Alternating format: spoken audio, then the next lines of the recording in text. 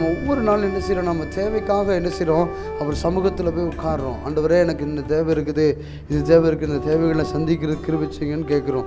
ஆண்டவரே நம்ம எல்லாம் வசனம் என்ன பைபிளில் என்னென்ன வசனம் இருக்குது அவ்வளோ வசனத்தை போட்டு ஜெபிக்கிறோம். ஆனால் அவருக்கு சித்தமுள்ளதை நம்ம கேட்குறோமா அப்படின்னு சொல்லி என்ன செய்யல நம்ம நினைக்கிறோம். நமக்கு சித்தமுள்ளதை என்ன செய்கிறோம், நம்ம அவர்கிட்ட கேட்குற மாதிரி என்ன செய்கிறோம், ஜெபம் பண்ணுறோம்.